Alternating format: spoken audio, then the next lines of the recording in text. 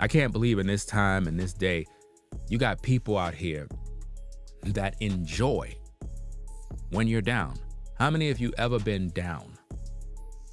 You fell on hard times, and rather than your family help to support you, it's like they disappear. And you're looking at the situation like, fam,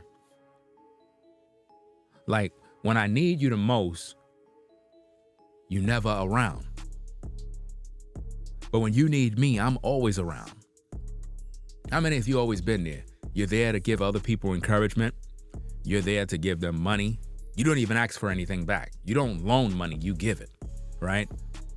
And you always been this kind of person. And the minute you find yourself in a situation where you're down, the very people that you supported, gave money to, brought groceries for, they talking negative about you. Putting all sorts of dirt on your name. When they were in trouble, you were there. How many of you people did that? You gave somebody your last dollar. Matter of fact, you were supposed to pay your rent, but because said person had an issue, you gave them $150 out of your rent money to look out for them. And then when you got yourself in a jam, it wasn't even like you were looking for money, because when you're down and out, it doesn't always mean monetary. It could be something as a sickness, loss in the family, crash your car, one of them type of situations. Well, if you crash your car, it would involve money, right? So depending if, it was your fault, then now, yeah, it would involve money. But if it's somebody else crashing to you, then the insurance will deal with all of this other stuff. But most of you been there, where you supported, helped somebody else during their struggle, got them through it. You were there for them. And then when you got in something, they were nowhere to be found. And you're looking at the world like, man, this is crazy. And the reason why they're never there is because they actually enjoy the fact that you have fallen. They enjoy it. Now, I know that might sound weird to you, but people enjoy stuff like that. It's sad, man. I can't stand it. And, I made a video a while back called Family Will Betray You. I'm telling you, a lot of times it be your family that take the most pleasure when you're going through stuff. Have you ever had relatives, families, cousins, whoever the case is, and it's like when things are going good, they're never there. They're never there to, do anything. But when you struggle or you're going through something, they're the first to call, and they say these kind of words like, hey, bro, how things going? You good? They already done heard the news. They heard the news already. It's crazy how news fly, but they heard the news. So they're asking this because they want to provoke you. They want to piss you off. And it's just sad. When I tell you, the reason why it's sad, ladies and gentlemen, is because a setback or a moment in time when you're down and out, it doesn't mean you're going to always be there. This is the part that really bugs me, because it's like people, they take pleasure. They enjoy seeing you down. They enjoy when you're down. But what about when you get back up? What about that? What about when you get back up? What about when you're back on track? What about when you get that car back, or you get a new car? What about if you were to buy a new house? What about when you get back on track? Are they going to be around? Are they going to come around to speak sarcastically? Are they going to come around and say some foolishness? No, because now they feel dumb. You understand?